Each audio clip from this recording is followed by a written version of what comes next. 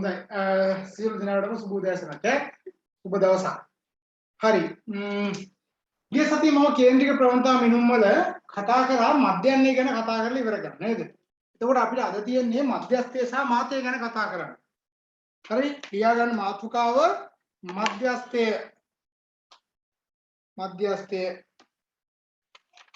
මධ්‍යන්නේ කතා කරා මධ්‍යන්නේ කතා කරලා ඉවර කරා ඒකේ සර සමාන්තර මධ්‍යන්නේ සහ බරාත්මක මධ්‍යන්නේ කියලා දෙකම කතා කරලා ඉවර කරා මතකයි නේද අමතක ඇති සමහර විට නේ ඕනේ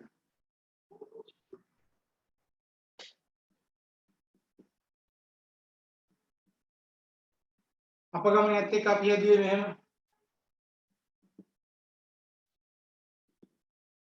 x බාර් කියලා හරි අද එතකොට කතා කරන්න යන්නේ මේකෙම මධ්‍යස්ථය කියන්නේ මොකක්ද කියලා මාතෘකාව ලියා ගන්න මධ්‍යස්ථය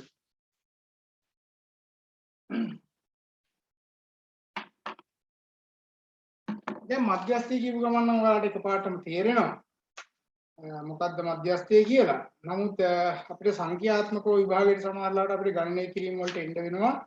එතකොට අපිට මේක කතා කරන්න වෙනවා.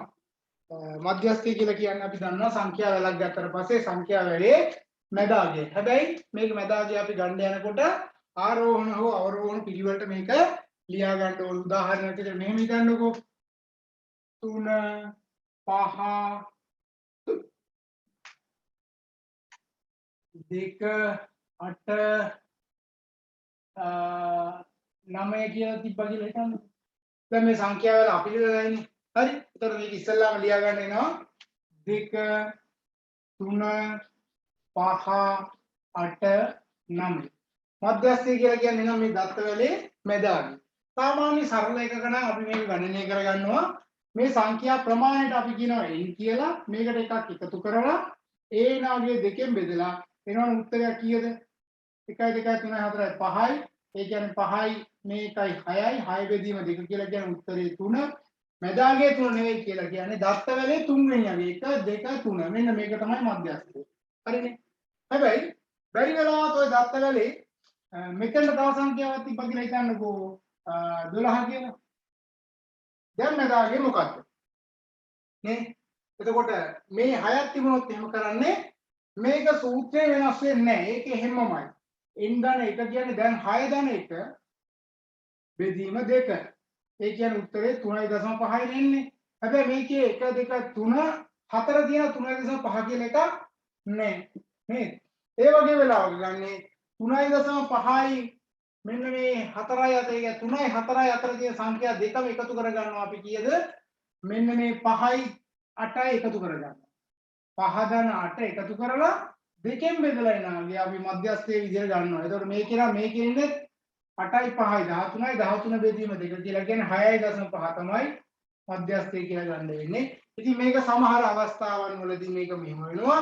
ඊට පස්සේ අපිට දුන්නොත් එහෙම දත්ත වැලක් දීලා තිබ්බොත් එහෙම අසමෝහිත සංඛ්‍යාත ව්‍යාප්තිය සමුච්චිතය සැලකිල්ලට ගත්තට පස්සේ ඒත් අපිට මේක හොයාගන්න පුළුවන්.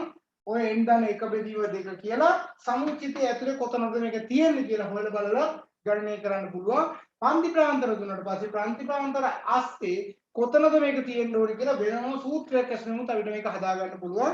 ඉතින් ඒ නිසා අපි සරලව ඉගෙන ගන්න දේ සංකීර්ණ එකක් බවට අපි අවසානයේ ගණන් වලින් ඔප්පු කරමින් ඉස්සරහට යනවා. ලියා ගන්න මෙහෙම මධ්‍යස්ථය යනු සංඛ්‍යා වලක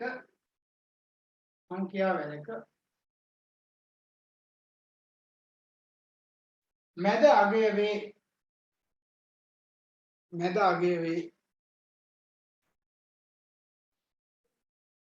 දත්ත සමූහයක් දී ඇති විටකදී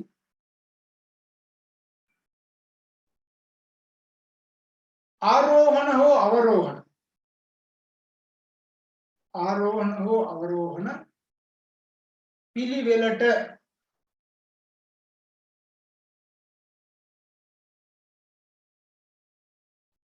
දත්ත වැල සකස් කර මැද අගය ගණනය කරනු ලබයි. මැද අගය නැත්නම් මධ්‍යස්ථය ගණනය කරනු ලබයි.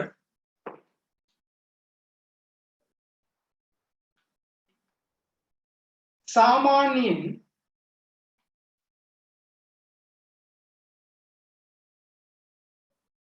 දත්ත වැලක මධ්‍යස්ථය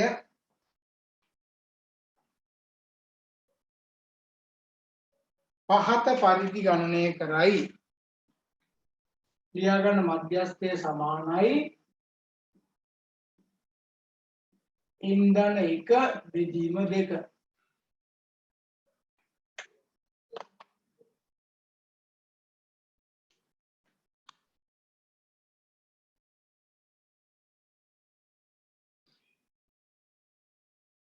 හරි. n කියලා කියන්නේ දත්ත සංඛ්‍යාව. යටි කියන්නේ n කියන්නේ දත්ත සංඛ්‍යාව.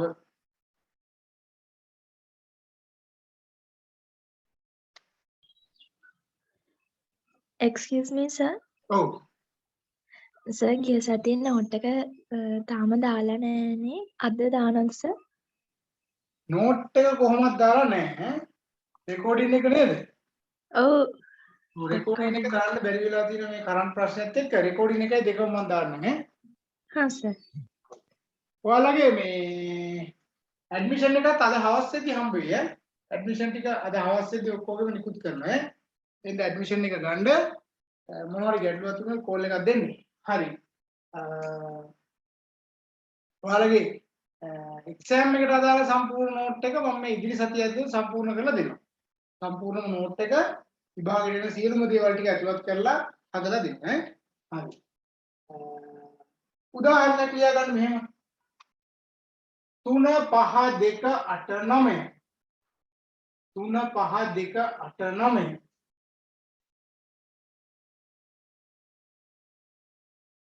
මධ්‍යස්ථයේ සොයන්න.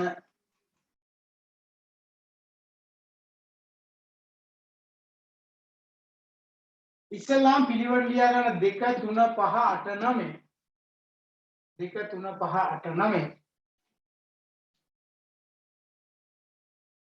ඊට පස්සේ මේ සූත්‍රයට දාන්න n දාන 1 බෙදීම 2 ඒ කියන්නේ 3යි 3 වෙනි සංඛ්‍යාව කියන එක 3 නෙවෙයි 3 වෙනියට තියෙන සංඛ්‍යාව.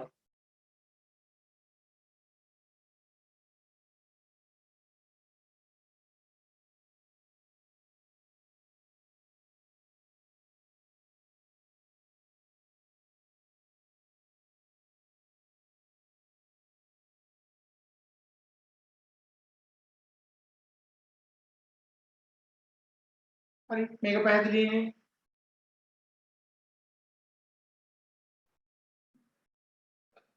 හදා ගන්න හදා.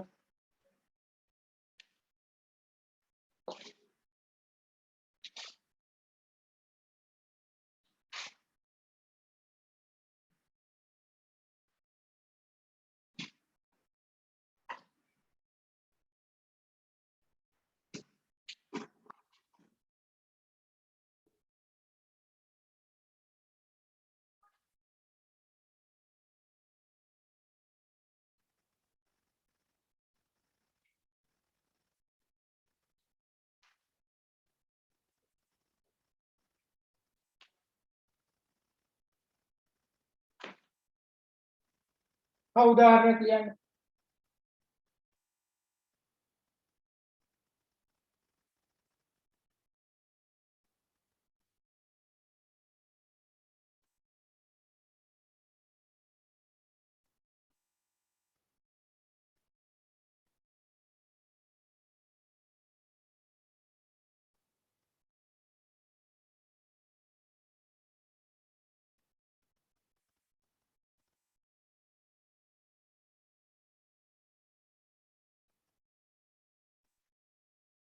ලියා ගන්න 10 12 10 12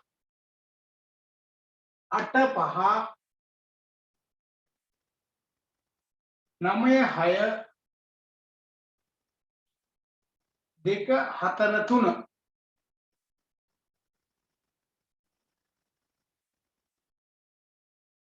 මධ්‍යස්ථයේ සොයන්න.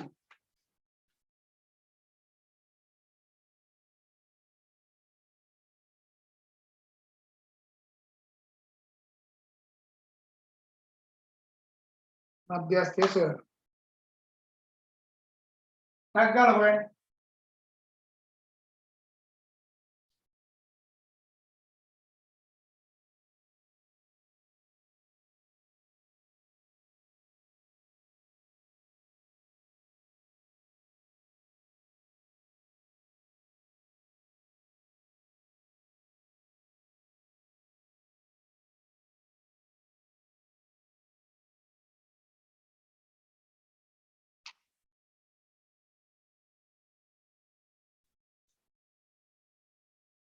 හරි.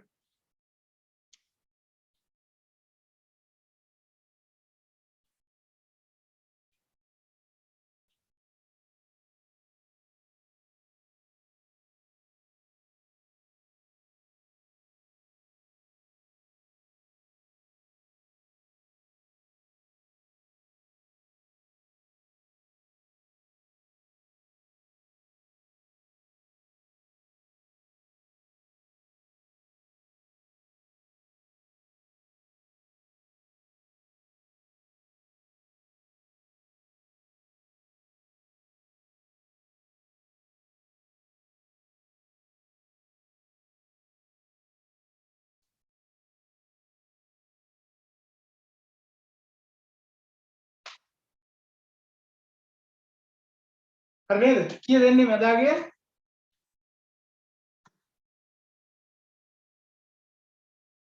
6. මදාගේ නම් මෙන්න මාත් පිළිවෙලට ලිව්වා. මට එකපාරටම ගන්නත් පුළුවන් උත්තර සංඛ්‍යාවක් නිසා 2 3 4 5 මෙන්න 6 ආවා. හරි.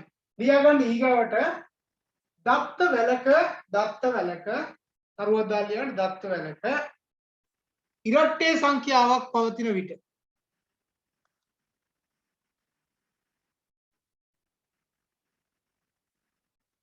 මධ්‍යස්ථය ගණනය කිරීම.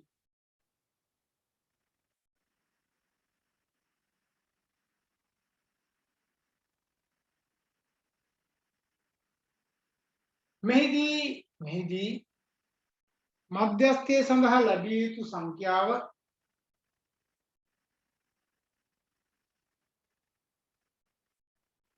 දත්තවැලේ ආසන්නතම සංඛ්‍යා දෙක එකතු කර දත්තවැලේ ආසන්නතම සංඛ්‍යා දෙක එකතු කර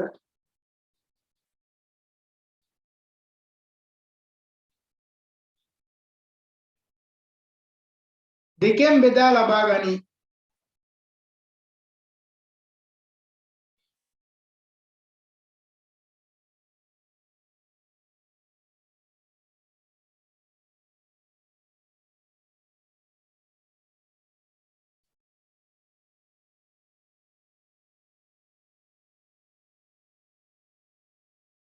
දත්තවල මම පිළිවෙලටම දෙන්න පිළිවෙල දුන්නොත් පිළිවෙල ලියා ගන්න දන්නවනේ ඔයාලා.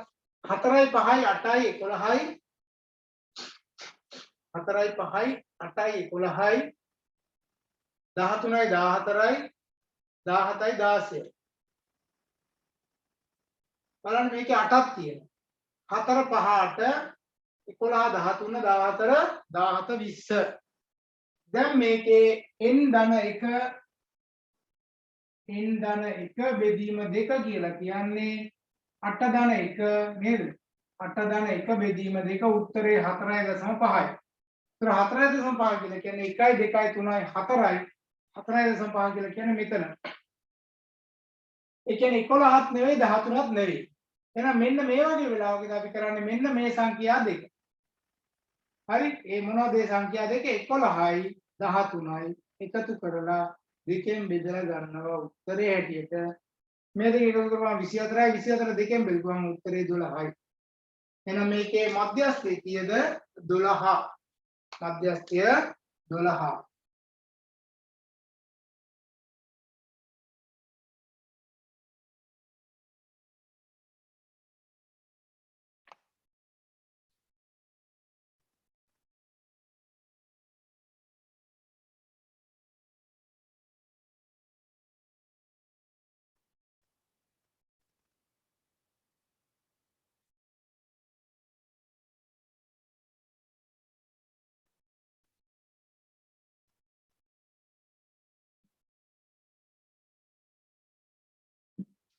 ඊළඟට මේ උදාහරණය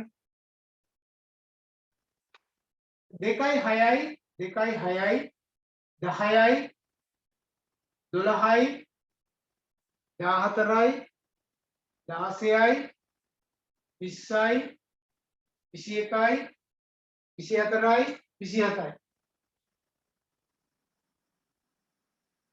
මධ්‍යස්ථය සොයන්න.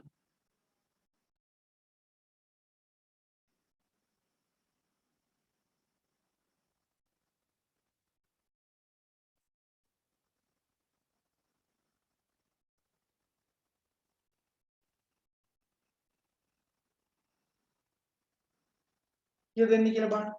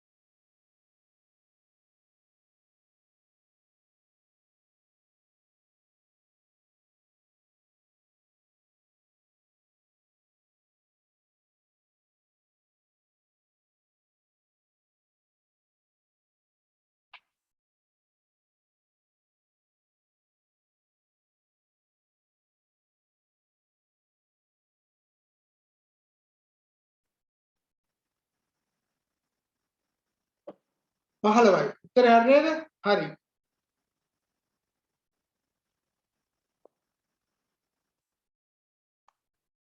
ඊගොල්ලන්ට දරුවක් දාලා ලියා ගන්න විවික්ත අසමූහිත සංඛ්‍යාත ව්‍යාප්තියක. විවික්ත අසමූහිත සංඛ්‍යාත ව්‍යාප්තියක මධ්‍යස්ථය ගණනය කිරීම.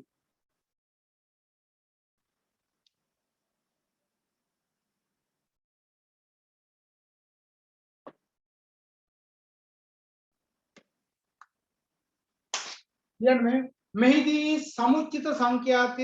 මෙහිදී සමුච්චිත සංඛ්‍යාතය ගණනය කර ඒ ඇසුරින් මධ්‍යස්ථය හඳුනා ගනු ලබයි. ඒ ඇසුරින් මධ්‍යස්ථය හඳුනා ගනු ලබයි.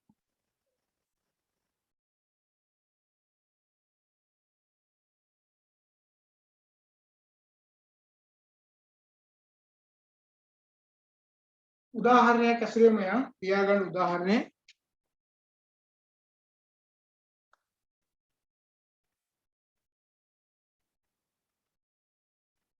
වෙළඳ සැලක වර්ෂයක් තුල අලවි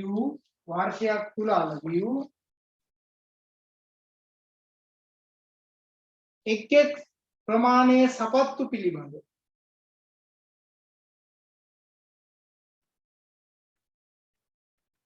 ව්‍යාප්තියක් පහත දැක්වේ.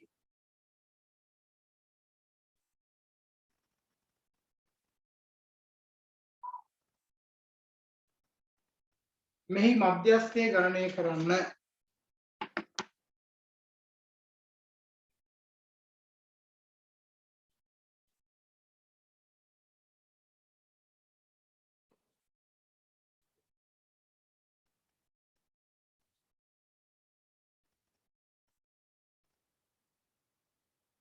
මම සංඛ්‍යාතය කියලා ලිව්ව එහෙම නැත්නම් අලවි සපත්තු ජෝඩු සංඛ්‍යාව කියලා කියන්න පුළුවන් ඈ. තේරුණාද? සංඛ්‍යාතය කියලා ලිව්වම පැහැදිලි නේද? එහෙම නැත්නම් ලියන්න තියෙන්නේ මොකද්ද? සපත්තු ජෝඩු සංඛ්‍යාව. අලවි වූ එහෙම නෙන්න ඕනේ. ඒකට සංඛ්‍යාතය කියලා කියනවා. ඒත් මෙතන අපි ගන්නවා සමුච්චිත සංඛ්‍යාතය.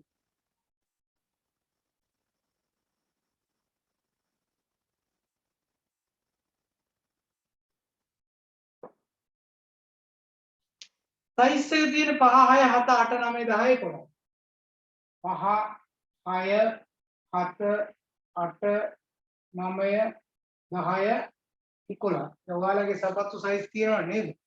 මේ විදිහට. 70යි මෙතන 200යි 900යි 1770යි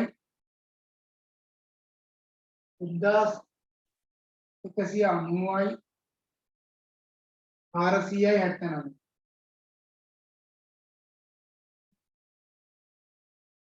එතකොට අලෙවි වෙච්ච සම්පූර්ණ සපත්තු ප්‍රමාණය අපිට ගන්න පුළුවන් නේද? මේ ඔක්කොගෙම එකතු ගන්න පුළුවන් කීයක්ද කියලා. දැන් හැබැයි ඉතින් එකතු අපිට ගන්න පුළුවන් තව විදියක් තමයි කෙලින්ම සමුච්චිත සංඛ්‍යාතය දාගෙන ගියාම හරිනේ. මෙතන කීයද දැන් මෙතෙන් එනකම් 70යි. මේක එකතු වුණාම 270යි. මෙතෙන් එනකොට 270ට එකතු වෙන්න ඕන කීයද? 900යි. එතකොට එන්න උත්තරේ කීයද? 1170යි. 1170. දැන් 1170ට එකතු වෙන්න ඕනේ 1170ක්. ඒතකොට 2940.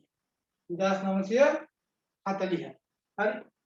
1170ට 1770ක් එකතු වුණාම 2940. දැන් 2940 එකතු වෙන්න ඕනේ 1190. එතකොට අපිට එනවා 4130. 4130ක් කියලා. දැන් 4130 මේ 400 එකතු වෙන්න ඕනේ. එතකොට කීයද? 4530යි. 4530. දැන් 4530 එකතු වෙන්න ඕනේ කීයක්ද? මෙන්න මේ අන්තිමේ තියෙන 79. එතකොට අපිට එනවා 4609. 4609. දැන් එහෙනම් මේ විකුණපු ඔක්කොම මෙතන උත්තරේ කීයද? මේකේ උත්තරේ කීයද? 4609 නේද? තපතු ජෝඩු කීයක් පුරා දෙනවද? 4609. දැන් අපෙන් අහනවා මධ්‍යස්ථය කීයද කියලා. දැන් මේ මධ්‍යස්ථය හොයනකොට මධ්‍යස්ථය හොයන්නේ කොහොමද? n ධන 1 බෙදීම 2. ඔකනේ සූත්‍රේ n කියලා කියන්නේ කීයද එහෙනම්? 4609 එකතු කිරීම 1 බෙදීම 2. ඒ කියන්නේ 4610 බෙදීම 2 කියලා කියන්නේ 2යි 3යි 0යි 5යි 2305යි. හරිනේ? එතකොට මධ්‍යස්ථය 2305.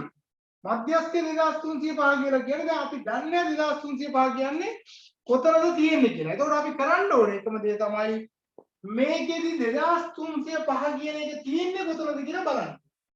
70 වාස්සේ 2305 නැහැ. 270 වාස්සෙත් නැහැ. 1170 වාස්සෙත් නැහැ. හැබැයි 2940 වාස්සේ මේ 2305 තියෙනවද නැද්ද? තියෙනව නේද? තියෙනවා. එහෙනම් මේ ප්‍රමාණය අතර මධ්‍යස්ථයේ විදිහට අපිට ගන්න වෙන්නේ කීයද? මෙන්න මේ 8 කියන එක. පැහැදිලිද මම කියන එක? හේතුව සමුච්චිතයේ ASCII මෙන්න මේ සංඛ්‍යාව ASCII තමයි මෙන්න මේ කියන 2305 තියෙන්නේ. හරිද? එතකොට 2305 තියෙන්නේ කොතනද කියලා අපි මේ පැත්තෙන් බලන්න. එතකොට බැරි වෙලාවත් මෙතන 2305ක් තිබ්බනම් එහෙම 7. බැරි වෙලාවත් මෙතන 2305ක් තිබ්බනම් 9. නේද? එතකොට එහෙනම් මේකේන 8 කියන එක ASCII තමයි මේ 2305. 2305 නෙවෙයි 2939 කියන උත්තරය ආවත් මෙතන තමයි. 2940 කියන උත්තරය ආවත් මෙතන. හැබැයි ඊට වඩා වැඩි වුණොත් මෙතනින් පල්ලෙහාට යනවා. පැහැදිලිද? එහෙනම් මෙන්න මේ වගේ එකක මධ්‍යස්ථය හොයන්න කිව්වොත් අපි හොයන්නේ සමස්ත සමුච්චිතේ දිහා බලලා එකතු කරලා ඒකට මේ උත්තරේ එන්නේ කොතනද අපි එතනින් ඒක ඇතුළත් කරනවා. හරි. ඕක පැහැදිලිව හදාගන්න. ඕක හදාගන්න.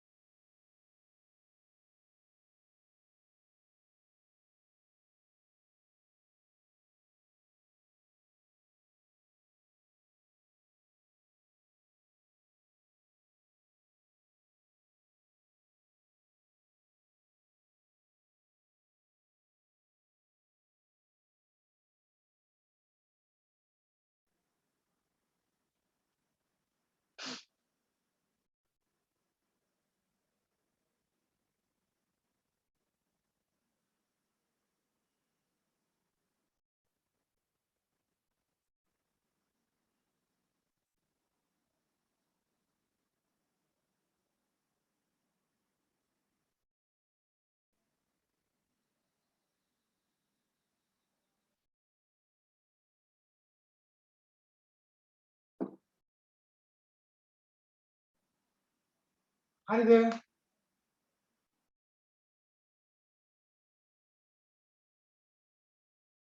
පහයි 6යි 7යි 8යි 9යි 10යි 11යි.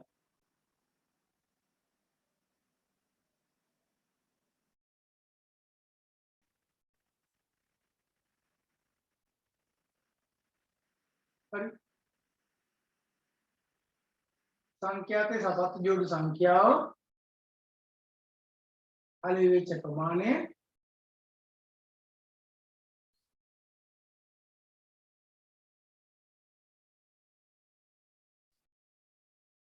හරි.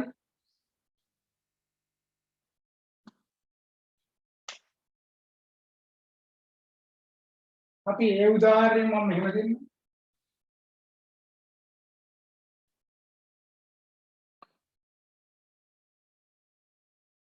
4 6 8 10 11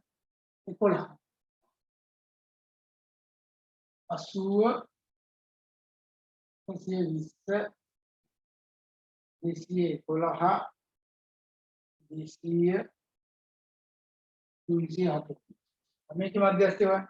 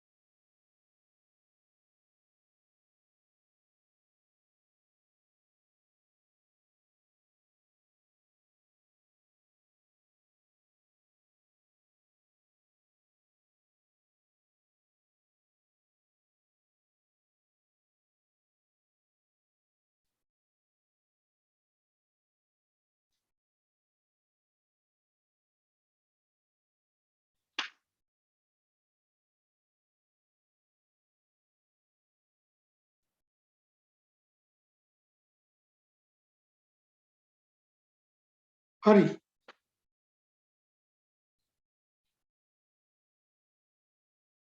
දහය දෙන්නේ ඔක්කොට.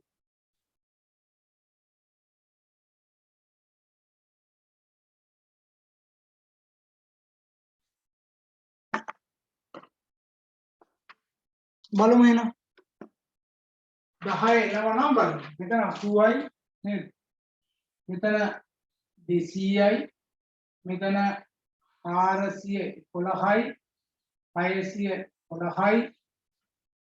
මෙතන එතකොට 955 නේ.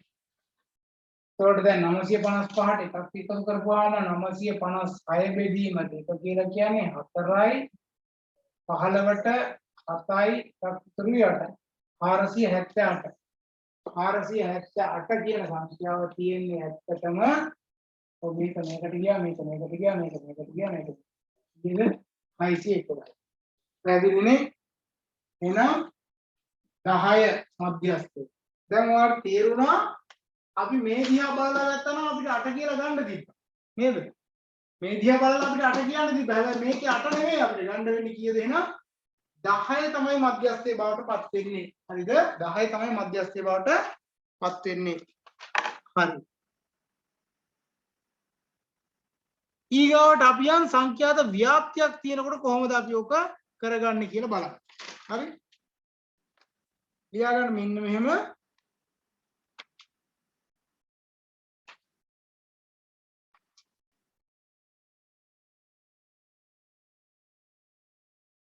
සංඛ්‍යාත ව්‍යාප්තියක මධ්‍යස්ථය ගණනය කිරීම.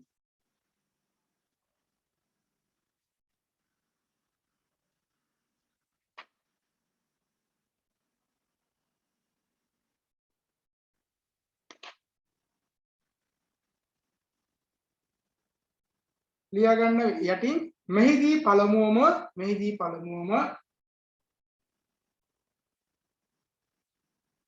මධ්‍යස්ථ පන්ති ප්‍රාන්තරය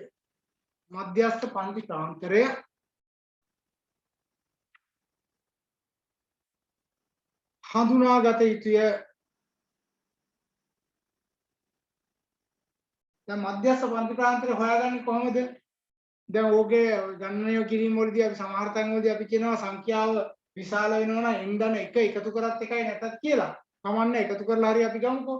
n ධන 1 එකතු කිරීම බෙදීම දෙකෙන් තමයි අපි මධ්‍යස්ථ පන්ති ප්‍රාන්තරය හොයාගන්නේ. දැනුත් අපි කලින් හොයාගත්තානේ. හරි? සොයාගත යුතුය. ඉන්පසු පහත සඳහන් සූත්‍රය ඇසුරෙන් එය ගණනය කළ හැක.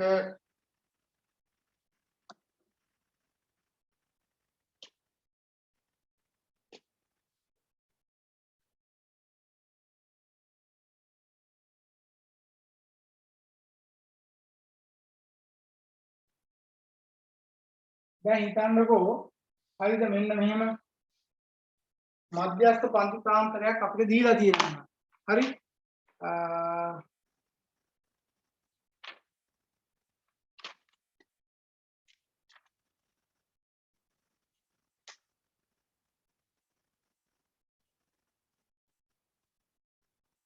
අනු 3යි 97යි. මම මේ සංඛ්‍යා මේ හදලම පැහැදිලි කරන්න දෙන්නේ. 98යි 102යි 103යි 107යි 108යි 112යි 113යි 117යි 118යි 122යි 123යි 127යි 128යි 132යි. හරි?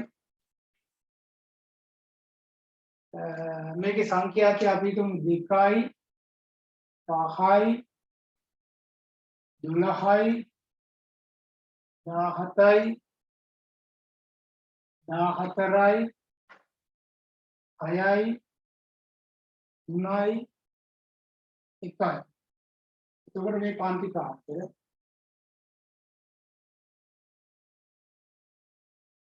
මෙතන සංඛ්‍යාතය අපි කියලා ගන්න.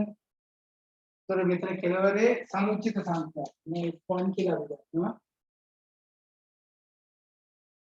සමුච්චිත සංඛ්‍යා.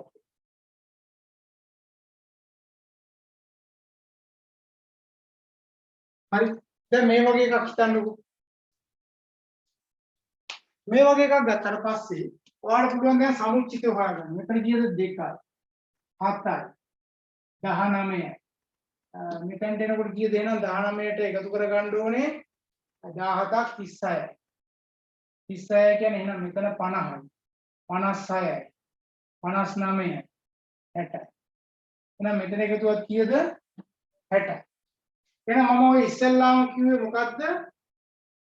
මධ්‍යස්ථ පන්ති ප්‍රාන්තර හොයාගන්න ඕන. මේකද කෝකද කියලා හොයාගන්න. මෙතන 1යි 2යි 3යි 4යි 5යි 6යි 7යි 8ක් තියෙනවා. ඒතර මෙදාගයක් අපිට හොයාගන්නත් බැහැ. ඒතර මේක n ධන 1 බෙදීම 2. n කියලා කියන්නේ කීයද? එහෙනම් මේකේ 60යි. ඒතර 60 ධන 1 කියලා කියන්නේ 61 බෙදීම 2 කියලා කියන්නේ 30.5යි. දැන් 30.5 තියෙන පන්ති ප්‍රාන්තරය මොකක්ද එහෙනම් මේ? පැහැදිලිව මෙතන 36යි තියෙන්නේ. ඒක අපි ඉගෙන ගත්තානේ. එහෙනම් ඔය කියන මධ්‍යස්ථ පන්ති ප්‍රාන්තරය කියලා කියන්නේ මෙන්න මේ කොටස. නේද? මෙන්න මේ කොටස තමයි කියන්නේ. හරිද? තේරුණානේ? එතකොට මේවා අපි සංකේතවත් කරනවා L1 සහ L2 කියලා. හරිද? L1 සහ L2 කියලා සංකේතවත් කරනවා. ඕකේ ඔය L1 කියලා කියන්නේ මධ්‍යස්ථ පන්ති ප්‍රාන්තරයේ පහළ සීමාව. තේරුණාද? L1 කියලා කියන්නේ මධ්‍යස්ථ පන්ති ප්‍රාන්තරයේ පහළ සීමාව. ඔයාලට මම කිව්වා ඉහළ සීමාව පහළ සීමාව සැබෑගේ ගන්නකොට මොකද වෙන්නේ? අපිට ගන්න පුළුවන් මේකේ හැටියට නම් 108. එතකොට සැබෑ සීමාව කියලා කියන්නේ මොකද්ද ඔක? මේකෙන් 0.5ක් අපි අඩු කරනවා නේ පහළ සීමාව කියලා කියන්නේ. එහෙනම් මධ්‍යස්ථ පන්ති ප්‍රාන්තරයේ පහළ සැබෑ සීමාව. කීයද එහෙනම්? 107.5. එතකොට L2 කියලා කියන්නේ මධ්‍යස්ථ පන්ති ප්‍රාන්තරයේ ඉහළ සැබෑ සීමාව. කීයද? 112.5. හරිද? 112.5. එතකොට F1 කියලා කියන්නේ මේකේ සංඛ්‍යාතයේ පැහැදිලි. ඊට පස්සේ අපි යනවා මේකේ සූත්‍රය ගොඩනගා ගන්න. දැන් මම මේක ඇසුරෙන් ඔයාලට සූත්‍රය දෙන්න. ඊට පස්සේ ඒකට අදාළ කරුණු කාරණා ටික දෙන්න. හරි? ලියා ගන්න ඔයිට අදාළ සූත්‍රය. ඊට පස්සේ මම ගණනය කිරීම ටික පෙන්නනවා. මධ්‍යස්ථය සමානයි MD කියලා අපිට ලියන්න පුළුවන්. මධ්‍යස්ථය සමානයි L1 ධන හරි L1 ධන n බෙදීම 2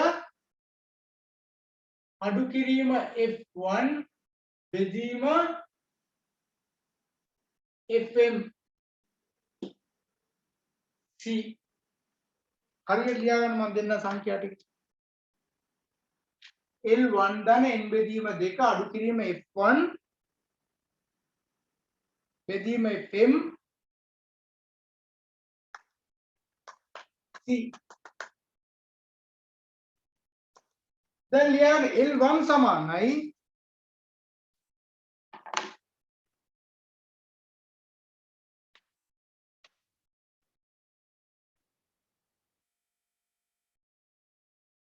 මධ්‍යස්ථ පන්ති ප්‍රාන්තරයේ පහළ සැබෑ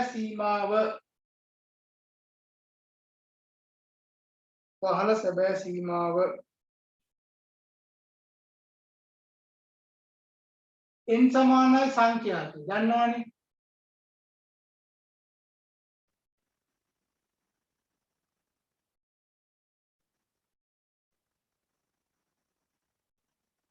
මෙතන මේ F1 කියලා කියන්නේ මොකක්ද කියන එක ලියා ගන්න. F1 කියන එක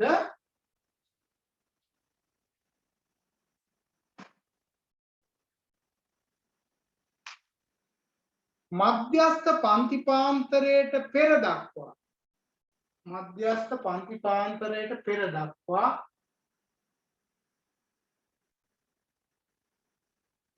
සංඛ්‍යාතයේ සමුච්චිතය.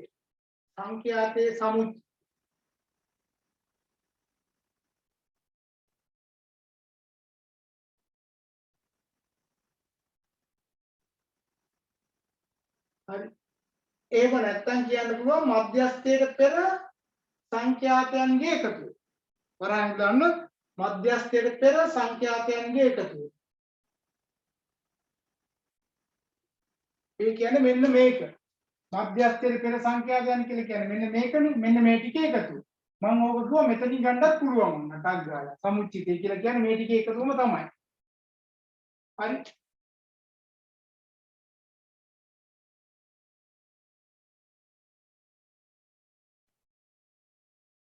ඊගොඩ මේ FM කියලා නම් කරලා තියෙනවා. FM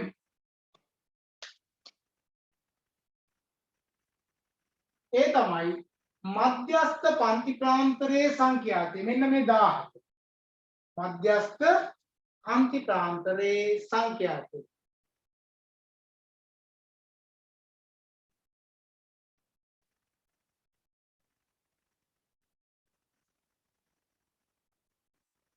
හරි. මධ්‍යස්ථ පන්ති ප්‍රාන්තරයේ සංඛ්‍යාතය. ඊගාට C කියලා කියන්නේ පන්ති පළල. පන්ති පළල. ඒ කියන්නේ පන්ති ප්‍රාන්තර මේ දෙක අතර වෙනස. එතකොට 112 අඩු කිරීම 108 නේද?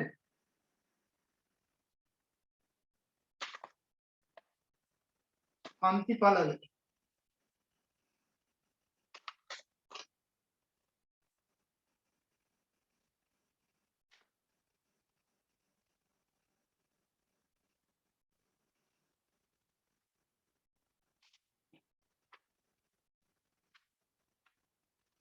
तर මෙතන මේ පරතරය ගද්දී 107යි 112. හරි? මෙන්න මේ දෙක අතර වෙනස ගන්න. මේක මේ පැත්තෙන් ගත්තත් හරි. මේක මේක අතර වෙනස නෙවෙයි මෙන්න මේ දෙක අතර වෙනස ගන්න. මේ 97යි 102යි 107යි 112යි මෙන්න මේ පාඩම. මෙන්න මේ අතර වෙනස ගන්න. මේ පැත්තෙන් ගන්නවා මේ වෙනස ගන්න. දැන් මේක නේ 127 122 අතර වෙනස 5යි. මේකෙත් මේ 123 118 අතර වෙනස 5යි. මේ අතර වෙනස ගන්න යන්න එපා. මේ අතර වෙනස නෙවෙයි මේ කියන්නේ මෙන්න මේ දෙක අතර වෙනස. පන්ති ප්‍රාන්තර දෙකක් අතර වෙනස. පන්ති ප්‍රාන්තර දෙකක් අතර වෙනස. හරිද? දැන් පැහැදිලිව ඕකේ ඕකට සූත්‍රයට අදාළ නැහැ. හැබැයි මම මේකේ L2 කියන එකක් දෙන්නද? L2 කියන්නේ මේකට අදාළ නැහැ. වෙනම තරුවක් දාලා ලියා ගන්න. L2 නම් තරක આવොත් ආයෙ ලියන්න ඕනේ. ඒ කියන්නේ මෙන්න මේ 112.5 කියන එක අතර මම ගත්තේ L2 කියලා කියන්නේ මධ්‍යස්ථ පන්ති ප්‍රාන්තරයේ ඉහළ සැබෑ සීමාව. මධ්‍යස්ථ පන්ති ප්‍රාන්තරයේ ඉහළ සැබෑ සීමාව.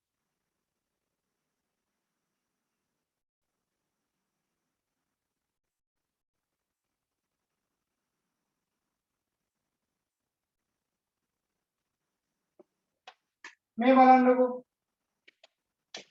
දැන් මම මේකේ තොරතුරු ටික පාවිච්චි කරලා මේකට අදාළව මධ්‍යස්ථය ගණනය කරන්න යන්නේ.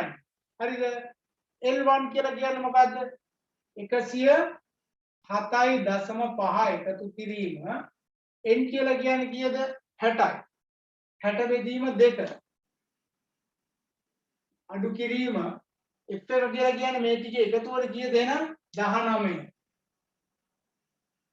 fm කියලා කියන්නේ මෙන්න මේ 17. පන්ති පළල මේ දෙක අතර 5යි. 5යි. දැන් බලන්න මේකේ සූත්‍රයේ මේ 107.5 එකතු කිරීම 30 අඩු කිරීම බෙදීම 17 ගුණ කිරීම 5. ඒතර ඕකට අදාළව තමයි අපිට උත්තරයක් ගණනය කරගන්න වෙන්නේ. ඒතර 11 බෙදීම 17 107.5 ධන 11 බෙදීම 17 ගුණ කිරීම 5. එතකොට 11 17න් බෙදලා ගුණ කරලා ගත්තොත් එහෙම 3.24ක් එනවා. 107.5 එකතු කිරීම 3.24ක් එනවා. හරි. එහෙනම් අවසාන වශයෙන් උත්තරය එනවා අපිට 110.7යි 4යි මධ්‍යස්ථ.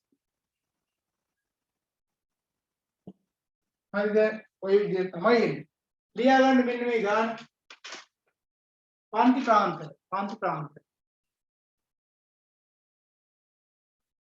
93 97 93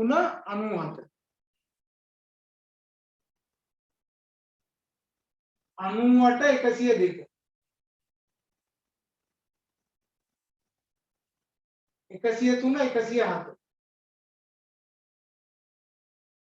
102 103 107 108 112 113 117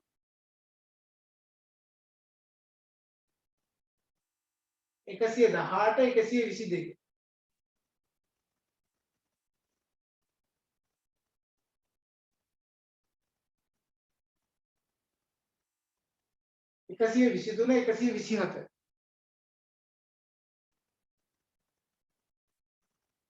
128 132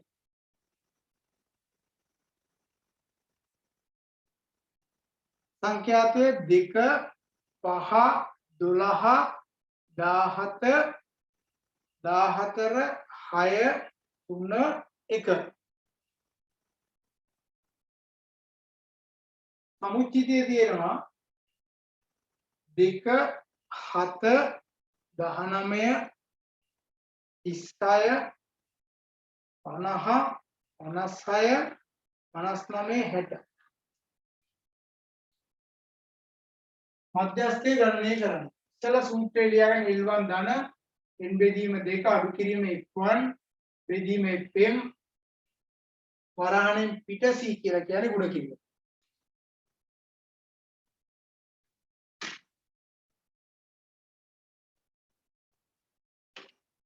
හදා ගන්න පැහැදිලි.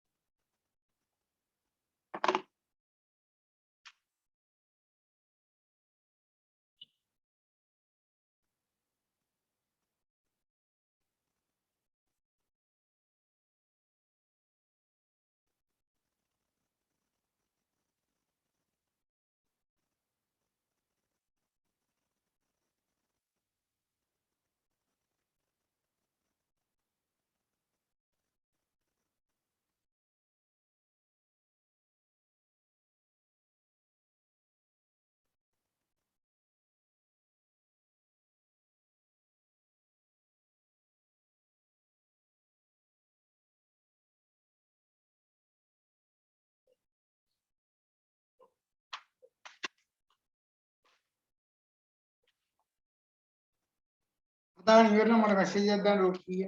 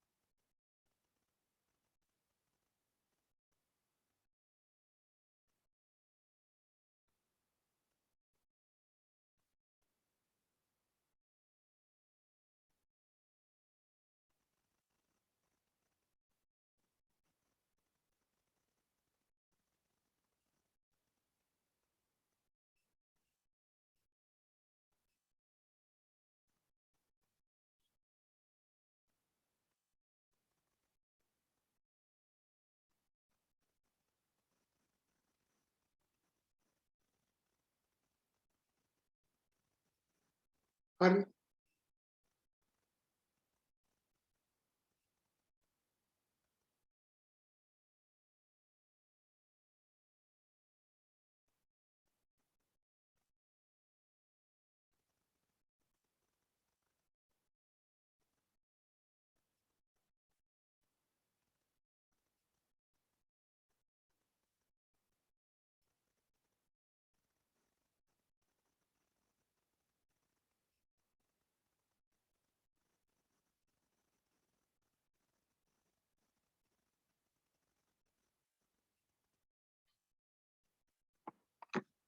හරි.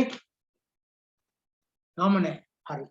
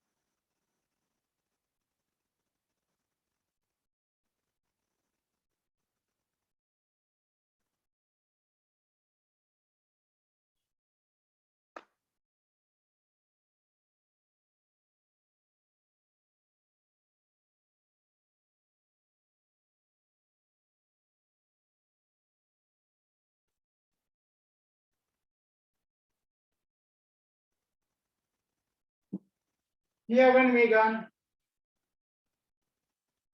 සමුචිතය මම දෙන්න ඔයාලා ලියාගන්න. ඈ පන්ති ප්‍රාන්තර 10 14 10 14 15 19 20 24 25 29 30 34 35 39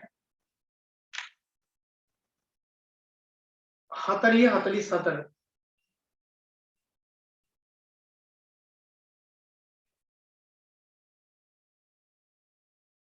සංඛ්‍යාතේ ලියා ගන්න 4 5 11 9 6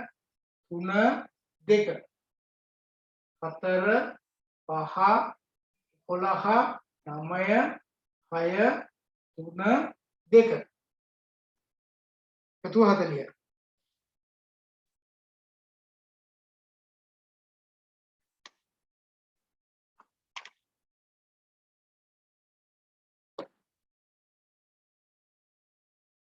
මධ්‍යස්ථයේ සොයන්න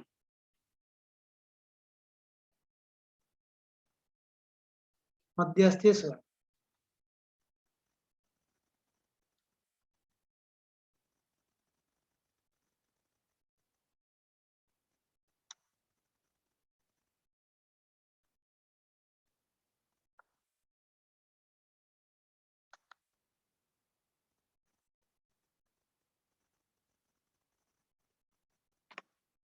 හදන්න බලන්න ටක් ගන්න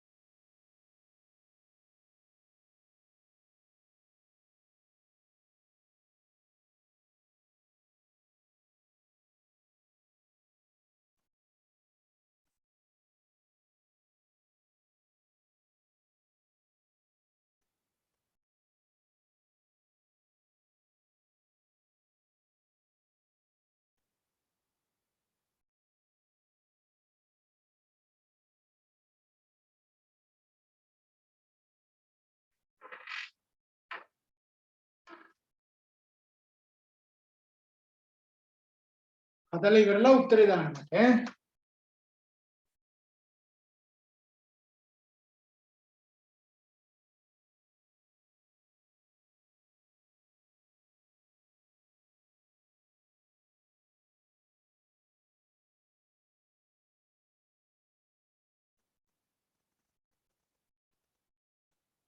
විනාඩි 7ක්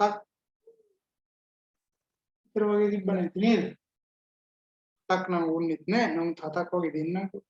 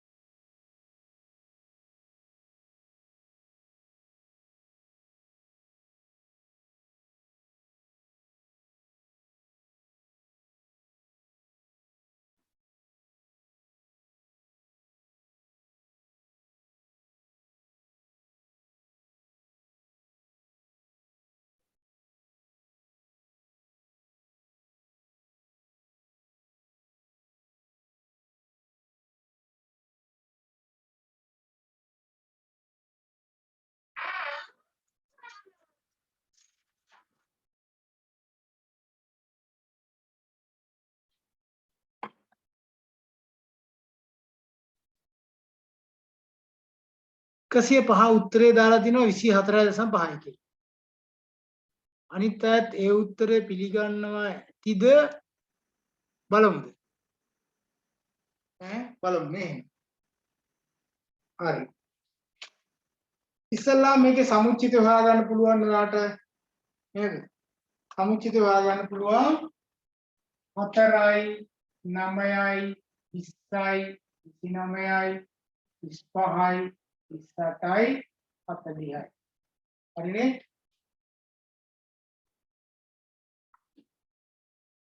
දැන් මේකේ සංඛ්‍යා ටික දාලා බලමු වෙනවද කියලා.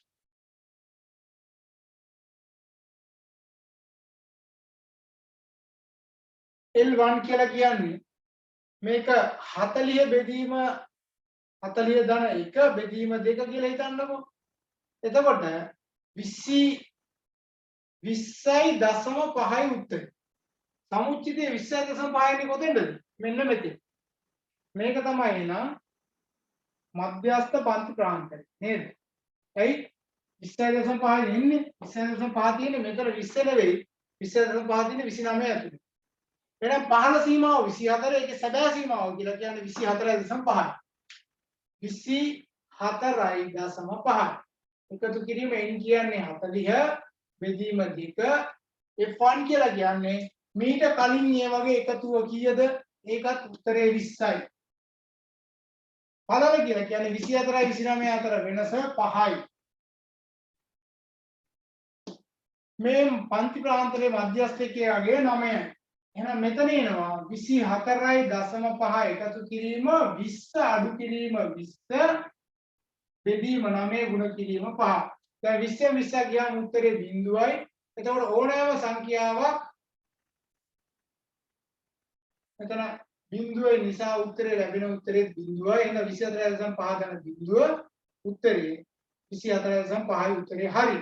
බැරි වෙලාවත් මම අහන්න ඔයාලා දන්නවා මම මෙතන බිඳුව බෙදීම 9 උත්තරේ කීයද? බිඳුවයි. මට කියන්න පුළුවන්ද 9 බෙදීම බිඳුව උත්තරේ කීයද?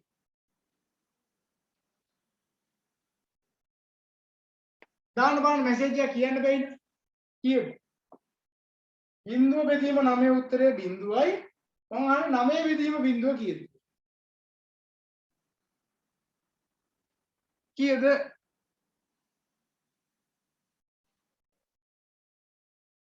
මට උත්තරයක් දෙන්න 105.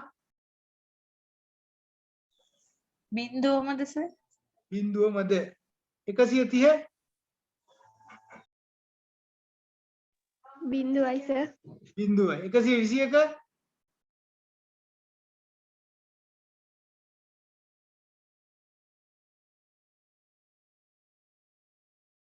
120 කීයද උත්තරේ? බිඳුවයි සර්. බිඳුවයි. 180. බිඳුවයි. 186. වයි සර්. බිඳුවයි. හරි. එතනින් එහාට මම අහන්න යන්නේ නැහැ. හැබැයි මේ ගණිතීය concept එක ඔයාලා දැනගන්න ඕනේ. මේක විශේෂිත කාරණාවක්. ඇත්තටම උත්තරේ බිඳුව නෙවෙයි අපරිමිතයයි. අපරිමිතය මෙහෙම සංකේතවත් කරන්නේ අපරිමිතයයි බිඳුව නෙවෙයි. හරි? එතන මතක තියාගන්න ඕනෑම සංඛ්‍යාවක් බිඳුවෙන් බෙදුවොත් ලැබෙන උත්තරය අපරිමිතයි. හැබැයි බිඳුව යම් කිසි සංඛ්‍යාවක් බෙදුවොත් බිඳුවයි. එහෙනම් මේක බිඳුවයි නෙවෙයි මේක අපරිමිතයයි. මේක ආර්ථික විද්‍යාව ඉගෙන ගන්නකොට යම් යම් තැන්වලදී ඔය කතා කරනවා.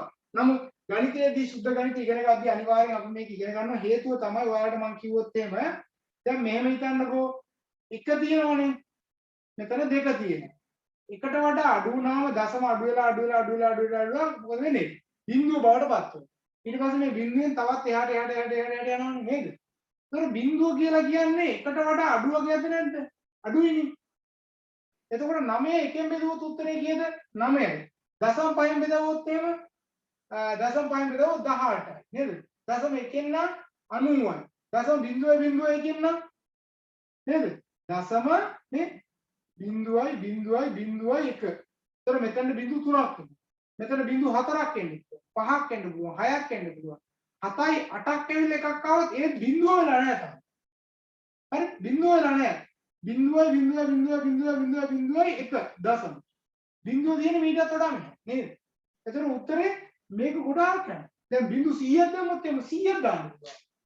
හරි ලැබෙන උත්තරේට මේකට 100ක් දාන්න පුළුවන්. හේතුව බිඳුව ඊටත් මෙහාද. ඒ කියන දශමයටත් එහයින් මෙහයින් ගා බිඳුව තියෙනවා. එහෙනම් බිඳුව කියන සංඛ්‍යාව ඇත්තටම මේකට කාට හරි ඕනනම් බිඳුව කියනට වඩා ටිකක් වැඩි අගයක් කියලා ඕනනම් බිඳු 100ක් දාලා එක ලියන්න පුළුවන්. බිඳු 1000ක් දාලා උනත් ලියන්න පුළුවන්. ඒ කියන්නේ බිඳුව කියන සංඛ්‍යාවෙන් බෙදුවොත් මේකේ ලැබෙන උත්තරේ මෙච්චරයි කියලා කියන්න බෑ. ඒ නිසා ඒක අපරිමිතයි කියලා අපි පිළිගන්නවා. හොඳ ඕනම වෙලාවක මතක තියාගන්න බිඳුවෙන් යම් කිසි සංඛ්‍යාවක් බෙදුවොත් උත්තරේ අපරිමිතයි. හැබැයි ඔය ගණිතය ඉගෙන ගන්න ගණිතයේ සියල්ලක්ම බොරුවක් කියලා උගන්වන්න පුළුවන් තත්ත්වයක් තියෙනවා. මම ඒකට මේක වෙලාවක් කරගන්නේ. හරිද? හේතුව තමයි ගණිතයේදී උගන්වනවා දෙක සමාන එක කියලා සූත්‍රයකට දාලා ඔප්පු කරලා පෙන්නන්න පුළුවන් දෙක සමාන එකයි කියලා. දෙක සමාන වෙනවා එකට කියලා පෙන්නන්න පුළුවන්.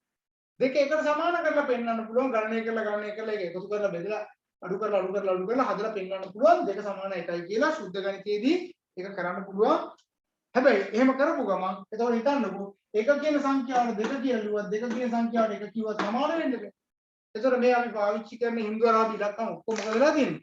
බොරුවක් බවට පත් වෙනවා. හරි? ඒ නිසා අපි එතෙන්ට යන්නේ ඒක එහෙමම තියලා මෙතන ඉඳන් කතා කරගෙන යනවා. එහෙනම් දැන් මේක ඔයාලට පැහැදිලි මධ්‍යස්ථයේ හිව්වා ඊට අදාළව පන්ති ප්‍රාන්තරේ හොයාගෙන මේක ටක් ගාලා දාගන්න.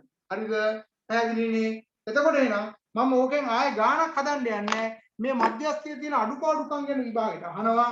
ඒ නිසා ඒකේ අඩුපාඩුකම් ගැන ලියලා ඉවර වෙලා මාතය හදලා ඉවර කරන්න යන්න. හරි. ලියා ගන්න මධ්‍යස්ථයේ හඳුනාගත හැකි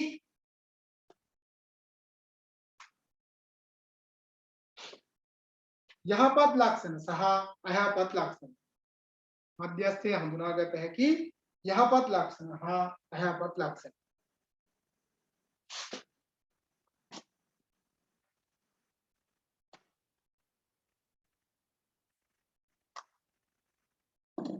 යහපත් එහෙම නැත්නම් පහසු ලක්ෂණ යහපත් ලක්ෂණ.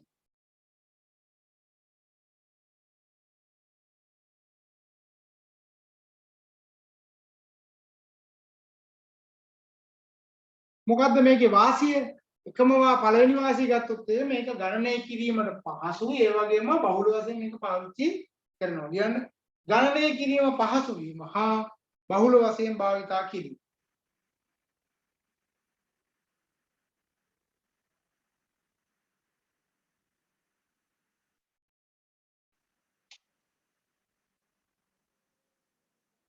ඊගානට මේ සෑම විටම පවතින අනන්‍ය මිනුමක් වීම. මෙය සෑම විටම පවතින අනන්‍ය මිනුමක් වීම.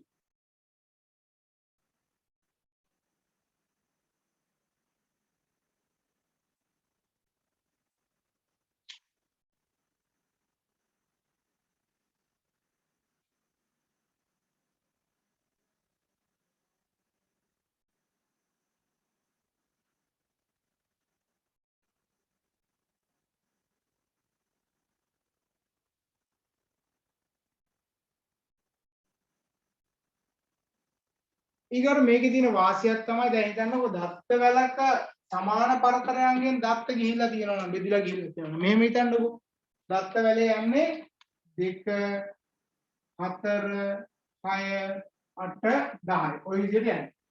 මෙදාග අපි දන්න මේ පරතරයක් දන්න. එහෙනම් දත්ත වැල ගොඩනගා ගන්න බැයිද මධ්‍යස්ථයේ ඇසුරේ? මෙදාගේ 6යි කියලා දැනගත්තොත් මේ පැත්තට වීදින විදිහ සහ මේ පැත්තට වීදින විදිහ අපිට දැක ගන්න පුළුවන් හඳුනා ගන්න පුළුවන්. දත්ත සමූහයක ඊගාවට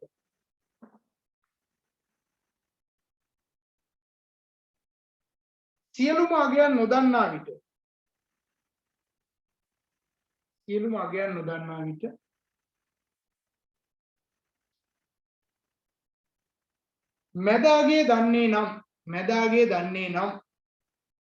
මැදාගේ දන්නේ නම්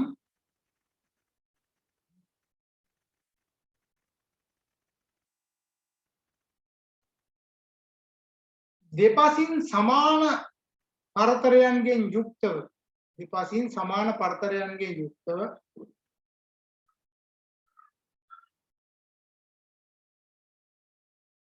අගයන් පිහිටන්නේ නම්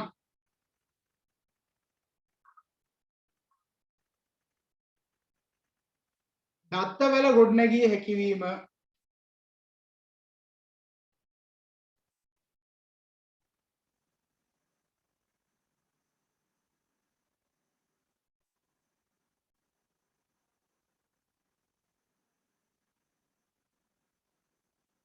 හරි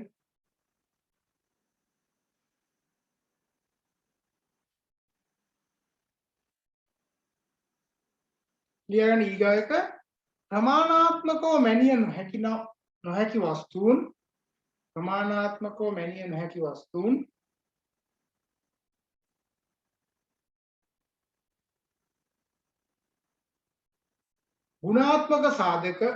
ගුණාත්මක සාධක ආදීෙහි ගුණාත්මක සාධක ආදීෙහි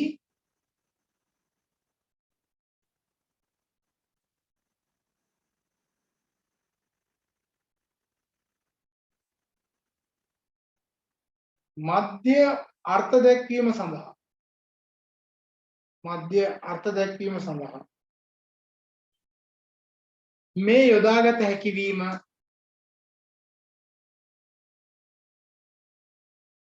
මේ යොදාගත හැකිවීම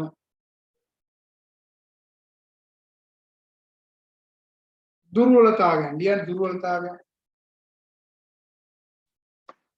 දැන් මෙහෙම ආවිලා තිබ්බනම් මෙතන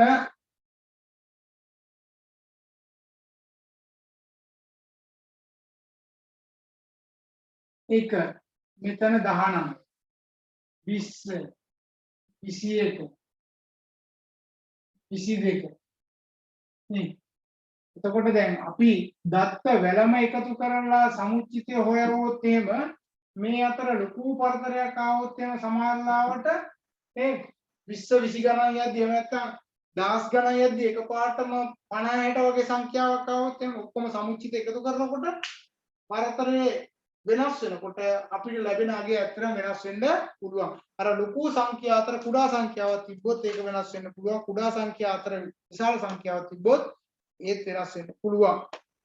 ලියා ගන්න ඒකක සුළු සංඛ්‍යාවක් ඇති විට දුර්වලතාවය නේ. ඒකක සුළු සංඛ්‍යාවක් ඇති විට මේ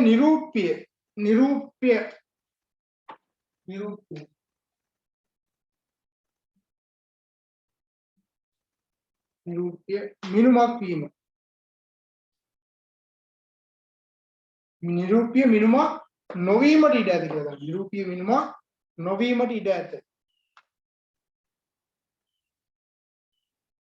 ඒ කියන්නේ සැබෑම එකක් නොවෙන්නත් පුළුවන් කියලා කියන්නේ.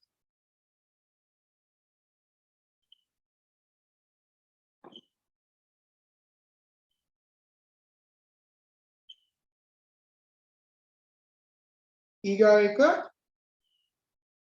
විශාලත්වය අනුව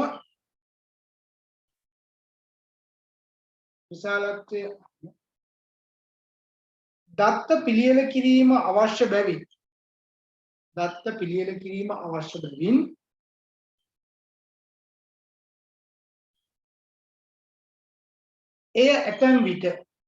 එය ඇතැම් විට වෙහෙසකර කටයුත්තක් විය හැක.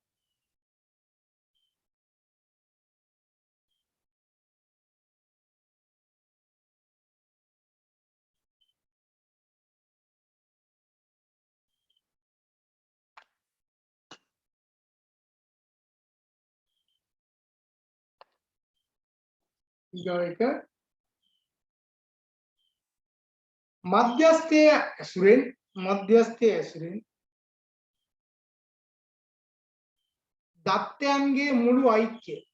දත්තයන්ගේ මුළු ඓක්‍ය සොයාගත නොහැකි වීම.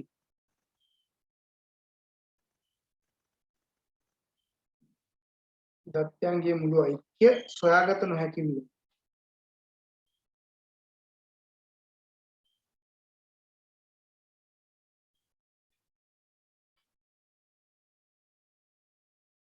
ඊගාව එක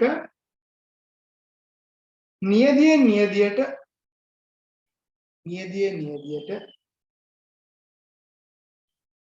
බොහෝසේ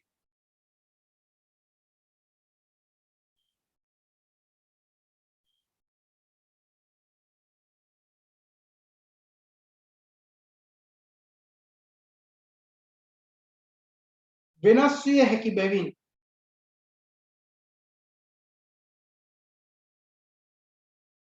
මෙය මධ්‍යන්නේ තරම් විශ්වාසවන්ත මිනුමක් නොවීම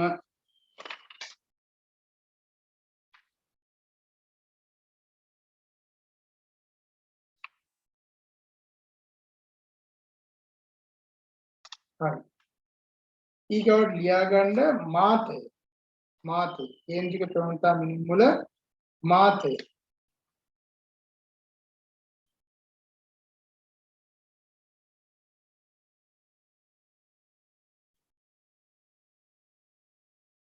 අපි දන්නවා මාතය කියන්නේ මොකක්ද කියලා ලියා ගන්න දත්ත වැලක වැඩි වාර ගණනක්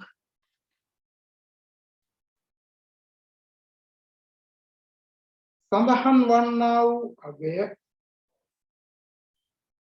මාතය වේ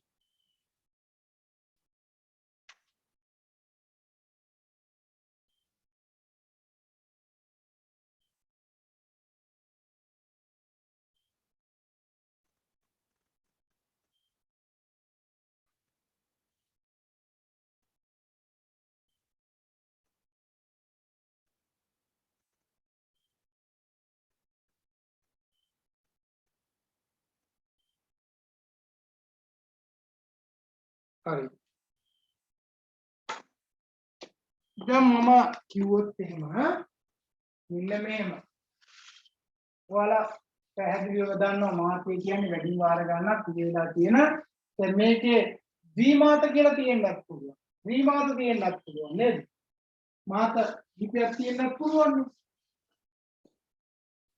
දැන් මෙහෙම හිතන්න මේ දත්ත වැලක නම් ප්‍රශ්නයක්ම නෑ මේක 2 4 4 6 8 10 12 කීයද මේකේ මාතය 4 හරි තා වෙලා තියෙන පුළුවන් මෙහෙම 2 3 3 6 8 8 10 12 මේකට අපි කියනවා ද්විමාත කියලා. ඒ 3 ඒවා දෙකකුත් තියෙනවා 8 ඒවා දෙකකුත්. ත්‍රිමාත කියලා යන්න පුළුවන් නේ. සමහරවිට අපි කිව්වොත් 7 8 10 10 10 12 14 14 10 දැන් මේකේ වාදය කීයද 10 හරි උදාහරණ ලියා ගන්න ඕනේ 2 4 4 6 8 10 12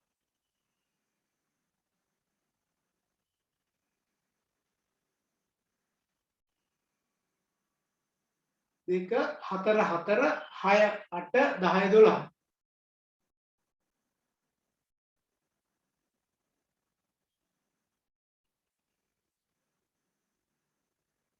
ඊගාට 2 3 3 6 8 8 10 12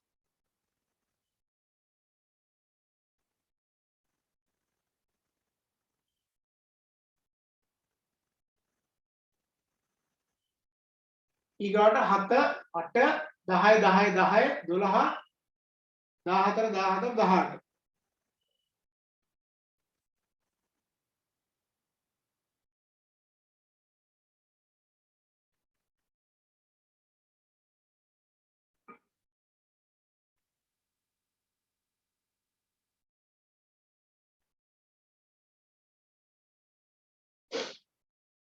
හරිද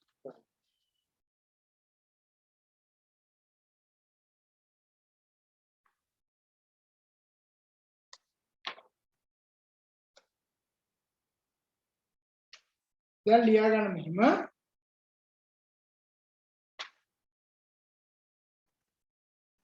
සංඛ්‍යාත ව්‍යාප්තියක මාතේ සෙවි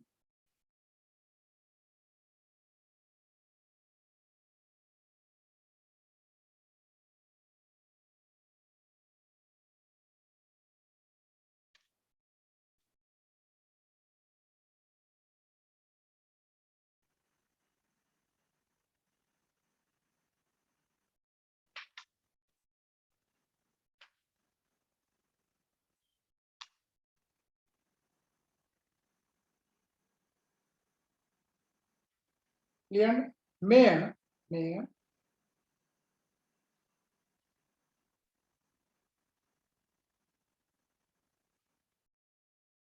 පහත පරිදි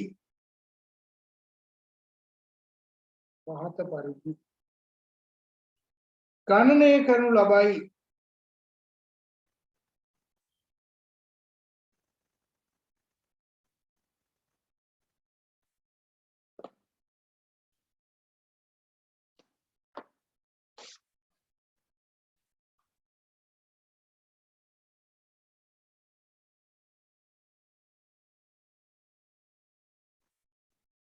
සූත්‍ර ලියා ගන්න ඉස්සෙල්ලා.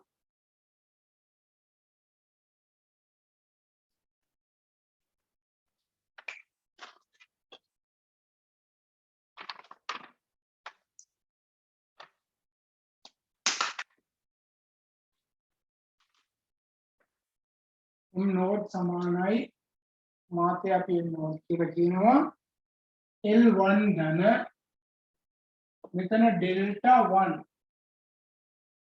විදීම ඩෙල්ටා 1 ධන ඩෙල්ටා 2 විදීම c මම ඒ අතර තියෙනවා කියන්නේ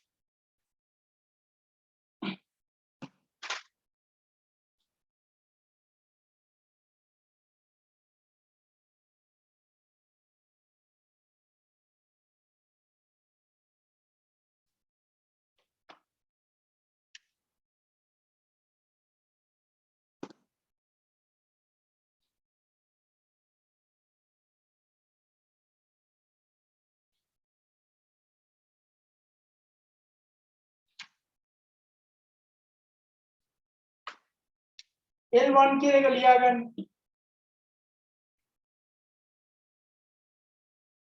මාත පන්තියේ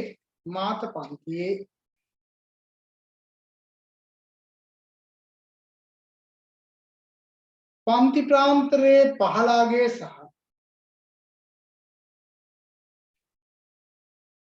ඊට පෙර පන්ති ප්‍රාන්තරයේ ඉහළාගේ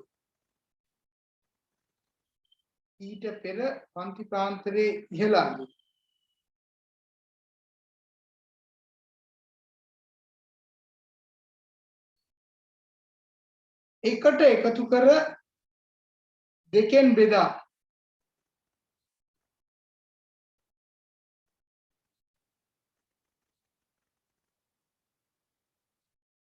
මේ ගණනය කරයි.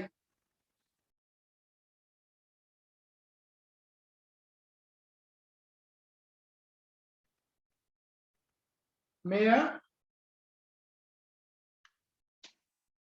මාත පන්ති ප්‍රාන්තරයේ පහළ සැබෑ සීමාව ලෙසද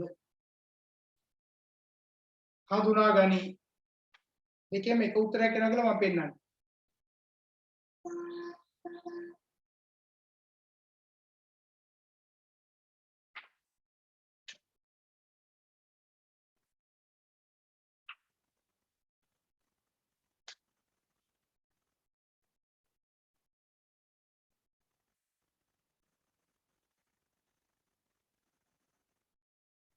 ඊගොඩ මේ ඩෙල්ටා 1 කියන්නේ මොකක්ද කියලා ලියා ගන්න. මාත පන්ති ප්‍රාන්තරයේ සංඛ්‍යාතය සහ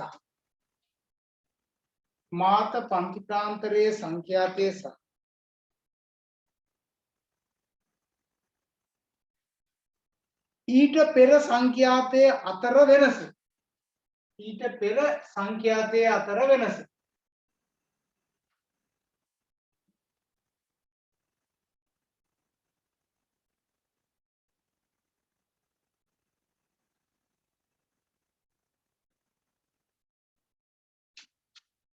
ඩෙල්ටා 2 කියලා කියන්නේ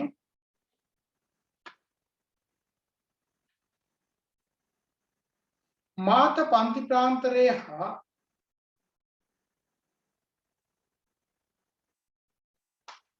මාත පන්ති ප්‍රාන්තරයේ සංඛ්‍යාතය සහ ඊට පසු පන්ති ප්‍රාන්තරයේ සංඛ්‍යාතය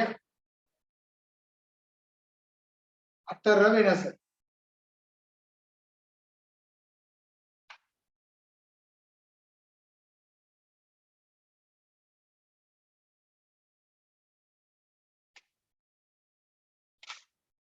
t කියලා කියන්නේ පන්ති ප්‍රාන්තර දෙකක් අතර වෙනස.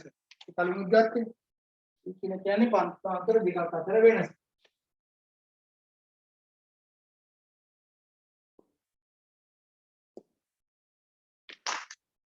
දැන් අර උදාහරණය මම ආපහු ගන්නම්. ආයෙ ලියා ගන්න ඕනේ. දැන් 93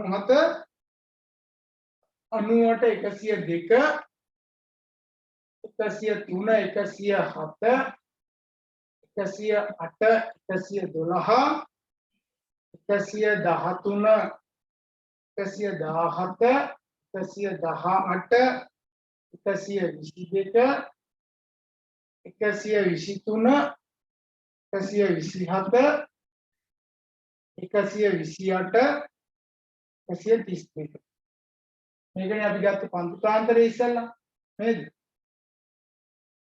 පන්ති ප්‍රාන්තර මෙතන අපි ගත්ත සංඛ්‍යාතය මෙතන ගත්ත සමුච්චිත සංඛ්‍යාතය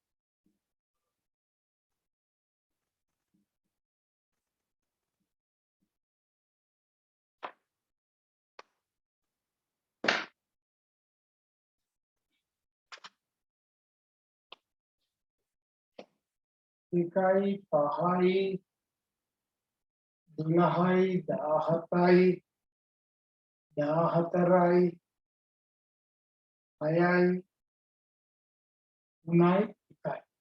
දැන් මේ බලන්න මාතේ කියලා කියන්නේ වැඩිම ප්‍රමාණයක් තියෙන්නේ. එතකොට වැඩිම ප්‍රමාණයක් තියෙන්නේ කීයද? 17 තමයි වැඩිම තියෙන්නේ නේද? එහෙනම් අපිට මාත පන්ති ප්‍රාන්තරයේ විදිහට ගන්න වෙන්නේ කීයද? 17 තියෙන්නේ. හරිද? ඒතකොට සමුච්චිත වල ගන්නවා දැන් 2යි 7යි 19යි මෙතන 36යි මෙතන 50යි 56යි 59යි 60යි. හරි. දැන් සූත්‍රය ඔයාලා දන්නවා. m නෝට් කියලා ගත්තේ L1 ධන ඩෙල්ටා 1 ඩෙල්ටා 1 ධන ඩෙල්ටා 2 තුන කිරීම c. මං කිව්වා L1 කියලා කියන්නේ මොකද්ද? ඕනේ නම් කිව්වා මාත පන්ති ප්‍රාන්තරයේ පහළ සැබෑ සීමාව 107.5. එහෙම නැත්නම් මාත පන්ති ප්‍රාන්තරයේ පහළ සීමාව සහ ඊට පෙර පන්ති ප්‍රාන්තරයේ ඉහළ සීමාව. මේ 107යි 108යි. 107යි 108යි මේ 107 ධන 108 බෙදීම 2. ඒත් උත්තරේ කීයද? 107.5යි. එහෙනම් මෙන්න 107.5 එන විදිහ. එතකොට මාත පන්ති ප්‍රාන්තරයයි ඊට පෙර පන්ති ප්‍රාන්තරයේ තියෙන සංඛ්‍යාතය අතර වෙනස තමයි මොකද්ද? ඩෙල්ටා 1 කියලා කියන්නේ. ඊට පසු එක අතර වෙනස තමයි ඩෙල්ටා 2 කියලා කියන්නේ. හරිද? එහෙනම් මේ බලන්න ඩෙල්ටා 1 කියන්නේ කීයද? 17යි 12යි අතර වෙනස කීයද? කීයද එන්නේ උත්තරේ? 12යි 17යි අතර වෙනස 5යි නේද? එතකොට එහෙනම් ඩෙල්ටා 1 කියලා කියන්නේ කීයද? 5. යට තියෙන්නේ ඒකමයි 5 ධන. ඩෙල්ටා 2 කියලා කියන්නේ 17යි 14යි අතර වෙනස 3යි. පන්ති අතර වෙනස කීයද? 7යි 12යි 5යි. පැහැදිලිද? එහෙනම් දැන් ආර ගන්න පුළුවන්. 107.5 ධන 5 බෙදීම 8 ගුණ කිරීම 5. කීයද එන්නේ? බලන්න. 8 බෙදීම 5 වැඩි කරන්න කීයද? 8. ඒකල උත්තරේ ගන්න පැහැදිලිද?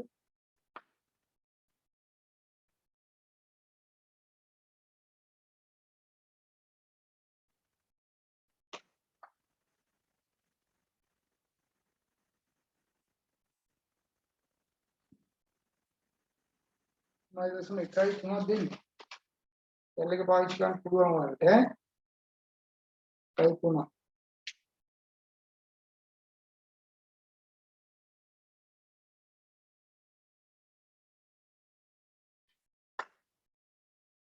අවසානයේ නෝ උත්තරේ 110.63.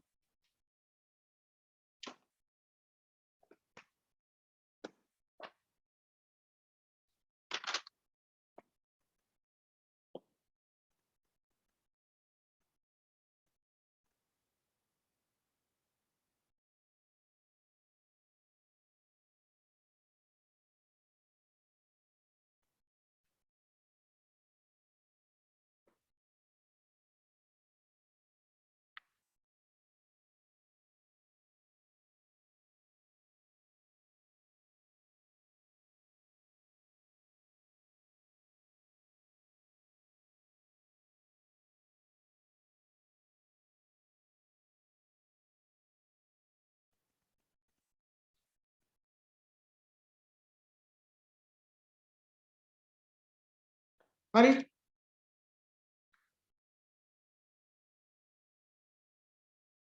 පැහැදිලි නම් අහන්න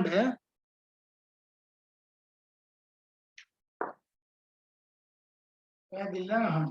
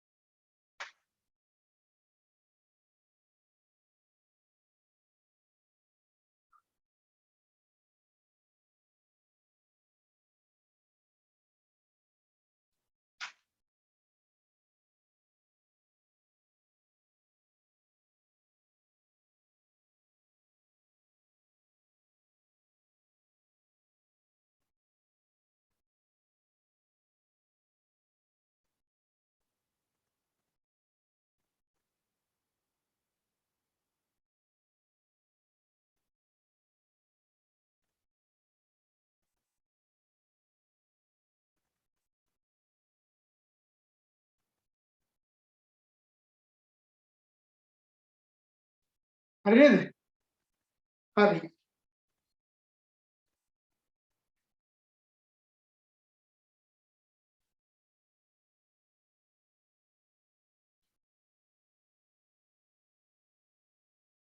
ඔයාලට මාත පන්තිකාන්තරය හොයාගන්න පුළුවන් වැඩිම සංඛ්‍යාතයක් තියෙන එක තමයි මාතේ විදිහට ගන්න ඈ දැන් පල්ලෙහා මගයක් ආවත් කලබල වෙන්න එපා ඒ නාගේ ගන්න ඕනේ එච්චරයි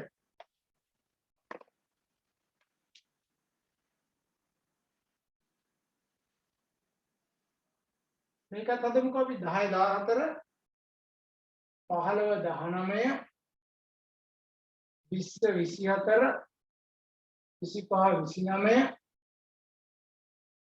30 34 35 39 40 44 මම මේකට කිසිම උදව්වක් කරන්නේ නැහැ. 4යි 5යි 11යි 9යි 6යි 3යි 2යි මධ්‍යස්ථය හොය සෝරි මධ්‍යස්ථය නෙවෙයි මාතේස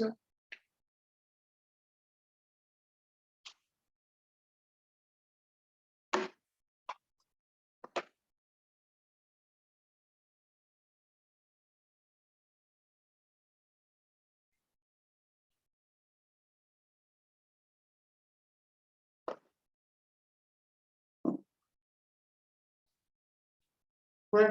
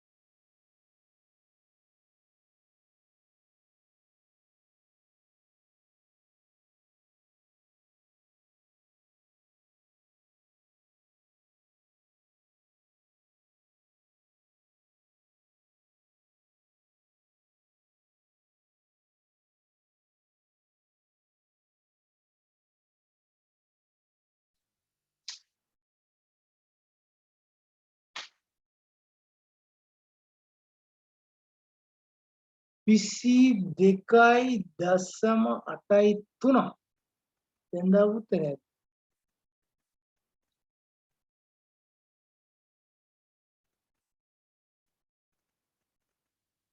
බලන්න හරියටම කීයද එන්නේ කියලා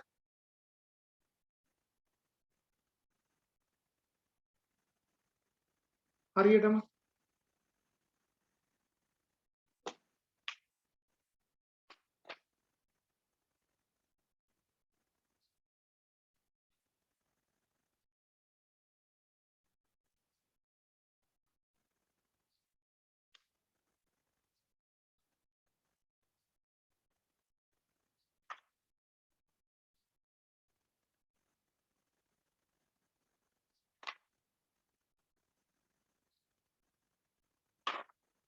ආපු අතන දාලා තිබ්බ උත්තරේ වැරදි. හරියටම බලන්න කවුරුද දාලා මට උත්තරේ 28.25 වැරදි. 28.25 වැරදි. බලන්න.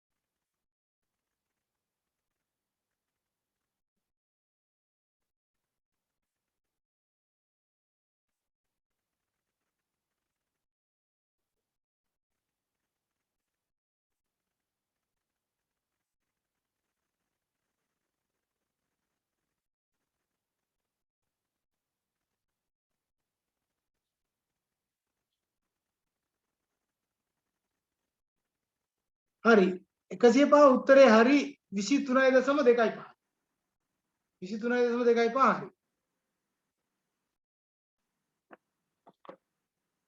ඇයි මේ බලන්නකෝ මේකේ L1 කියලා කියන්නේ කීයද මේකේ මාතපන්ති ප්‍රාන්තරය වෙන්නේ මොකද්ද මෙන්න මේ 24යි 11යි ඇයි වැඩි වාර ගණනක් කියලා තියෙන මේ 11 නේද එතකොට ඊට අදාළ පහළ සැබෑ අවිය කියලා කියන්නේ 19.5යි. එකතු කිරි. මේ 5යි 11යි අතර වෙනස කීයද? 6යි. මෙතනත් 6යි. 11යි 9යි අතර වෙනස 2යි. මේකේ පළල 19 25 අතර පළල 5යි. එතකොට 19.5 මෙතන 6 බෙදීම 8 ගුණ කිරීම 5. උත්තරේ එතකොට ඒක එකතු කරගත්තා නම් හරි. මේක හැටියට එනවා 3.75. 19.5 එකතු කිරීම 3.75. එතකොට අවසාන වශයෙන් උත්තරේ එනවා 23.25. පැහැදිලිනේ? right. එතකොට එහෙනම් ඔන්න ඔය මාතය මධ්‍යන්නේ සහ මධ්‍යස්ථය මම කතා කරලා ඉවර කරනවා. අපිට මීට වඩා ලොකු දේවල් තමයි ඉස්සරහට කතා කරන්න තියෙන්නේ. ඒ හින්දා ඔය අවබෝධය සඳහා මම මේ කරුණු කාරණා ටික ඉවර කරනවා මෙතනදී. එතකොට සම්භාවිතාවය ගැන තමයි ඊට පස්සේ වටින වැදගත්කමක් දකින්න හම් වෙන්නේ. ඒක සම්භාවිතාවයට අපිට යන්න ඕනේ. හරි? right. ඒතර මාතේ තියෙන දුර්වලතා විභාගයට අහන්න පුළුවන් අපිට ප්‍රශ්නයකට දෙකකට. ඒ නිසා අපි ඒකත් ලියාගෙන ඉවර කරනවා. හරි? ලියාගන්න මෙන්න මෙහෙම. මාතේ හඳුනාගත හැකි යහපත් සහ අයහපත් ලක්ෂණ. යහපත් හා අයහපත් ලක්ෂණ.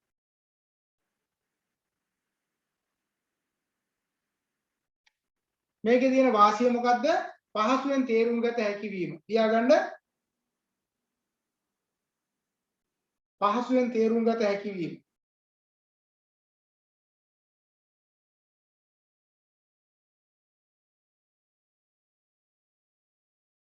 ඊගායක අසාමාන්‍ය අගයන් බලපෑමක් නොකිරීම. අසාමාන්‍ය අගයන් බලපෑමක් නොකිරීම.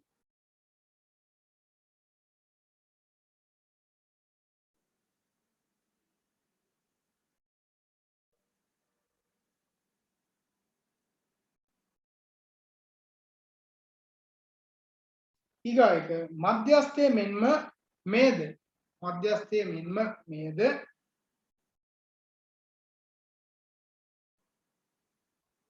ගුණාත්මක දත්තයන්හි गुणात्मक දත්තයන්හි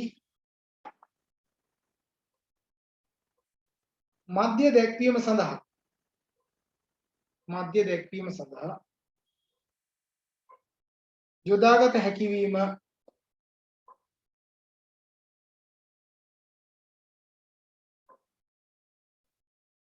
දුර්වලතාවය.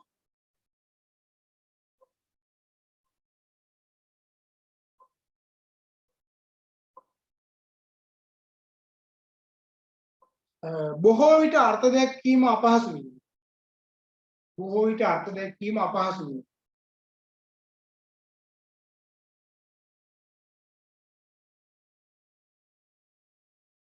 ඊගායක ඇතැම් විට අනන්‍ය නොවීම. ඇතැම් විට අනන්‍ය නොවීම.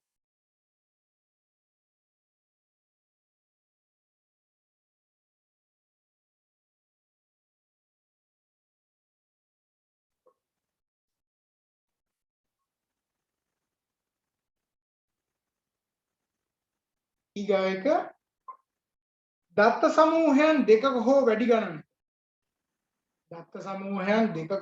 ගණනක මාතයන් මගින්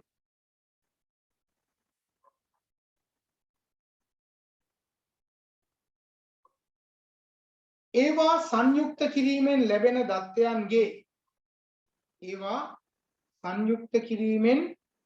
ලැබෙන දත්තයන්ගේ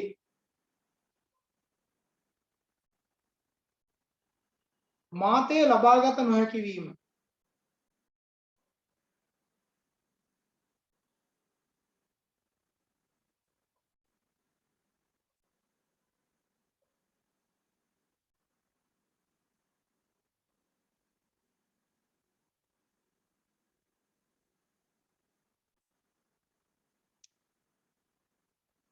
ඊගායක මෙය බීජීය රාශියක් ලෙස පරිහරණය කළ නොහැකි වීම.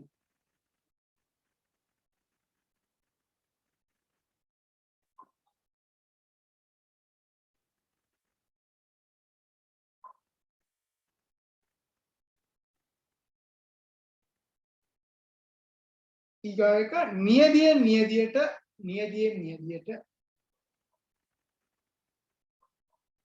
බොහෝ සෙයින්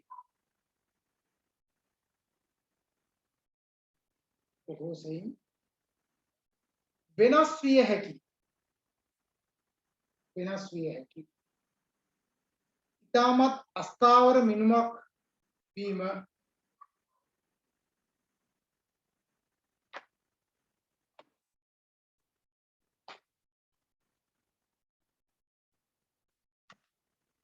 ආගන්නකෝ. එතකොට ඔයාලා දන්නවා ඔයාලට මම කතා කරපු දෙවනි කොටසට අදාළ කරුණු කාරණා ටික නේද? එතකොට සංඛ්‍යාත්මය පටන් ගැනීම දක්වා වූ කරුණු කාරණා සියල්ලක්ම ඔයාලගේ මිඩ් එක්සෑම් එකට එනවා. එතකොට මට පුළුවන් ලබන සති දෙක ඕනේ ලබන සතිය තුන පාඩම කරලා ඊගා සතිය යන්නත් පුළුවන්. එහෙම නැත්නම් ලබන සති දෙක ඔයාලට ගණන් හදන එකයි විභාගයට එයි කියලා හිතන කරුණු කාරණා කතා කරොත් හොඳයි කියලාත් මට හිතෙනවා. එහෙම හොඳයිද? එක සතියක් විතරක් ගන්න. ටක් ගාලා ගියමු. සති දෙකම රිවිෂන් එකක් දාලා කතා කරමුද?